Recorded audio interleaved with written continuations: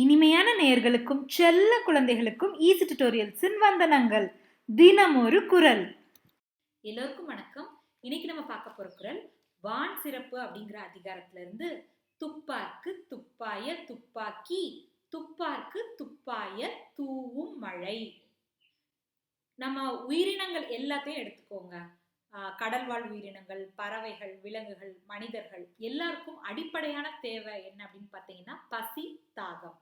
அப்ப இந்த பசியை போக்கணும்னா நம்ம என்ன பண்றோம்? உணவு எடுத்துக்கிறோம். உணவு எங்க இருந்து கிடைக்குது? தாவரங்கள்ல இருந்து கிடைக்குது.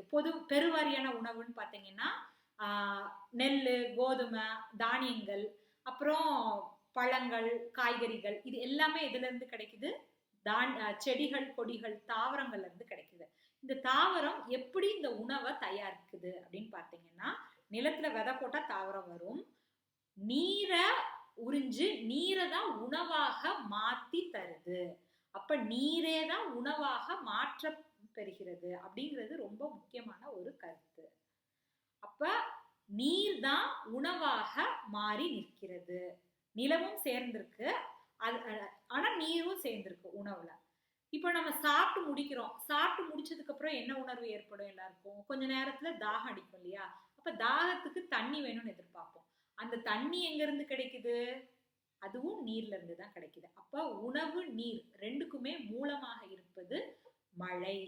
நீங்க ஆத்து தண்ணி, கிணத்து தண்ணி எல்லாத்துக்குமே மழை பெஞ்சுதானே ஆறு பெருகி கிணறு நல்லா வற்றா கிணறா இருந்து உங்களுக்கு தண்ணி தருது. அப்ப எப்படி பார்த்தாலும் மழையிலிருந்து தான், மழையே தாவரங்கள் உறிஞ்சி, மழை நீரை உறிஞ்சு நீரை உணவாக மாத்தி நம்ம எல்லாருக்கும் உணவு தந்து பசி அப்படிங்கிற அடிப்படை தேவையை நீக்குது.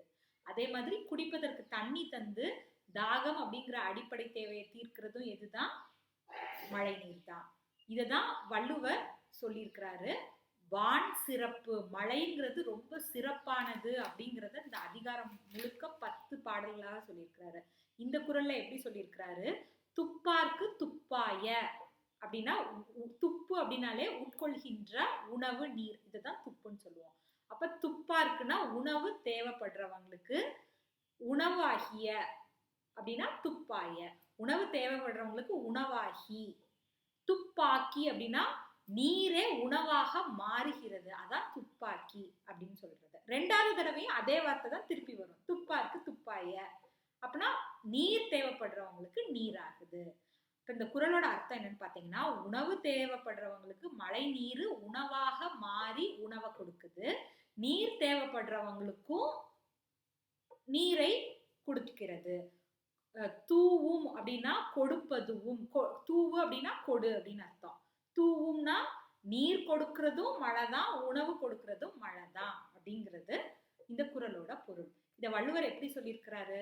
துப்பார்க்கு துப்பாய துப்பாக்கி துப்பார்க்கு துப்பாய தூவும் மழை அப்படின்னு சொல்லியிருக்கிறாரு. வேறொரு குறளை நான் உங்களை சந்திக்கிறேன். நன்றி. உங்களுக்கு இந்த வீடியோ பிடிச்சிருந்துச்சுன்னா லைக் பண்ணுங்க. உங்களோட கமெண்ட்ஸ் எங்களுக்கு ரொம்ப ரொம்ப வேல்யூபிள். அதனால உங்க கருத்துக்களை எங்களோட கமெண்ட் செக்ஷன்ஸ்ல பதிவு பண்ணிக்கிட்டே இருங்க. நீங்க பாசிட்டிவ் வைப்ஸை ஸ்ப்ரெட் பண்ற ஆளா? அப்ப இந்த வீடியோவை ஷேர் பண்ணுங்க. ஈஸி டியூட்டோரியல்ஸ்க்கு புதிய வியூவரா இருந்தா சப்ஸ்கிரைப் பண்ணுங்க. இன்ஸ்டன்ட் அப்டேட்ஸ்க்காக எல்லாருமே பெல் ஐக்கான அமுக்குங்க. தேங்க்ஸ் ஃபார் வாட்சிங். நன்றி.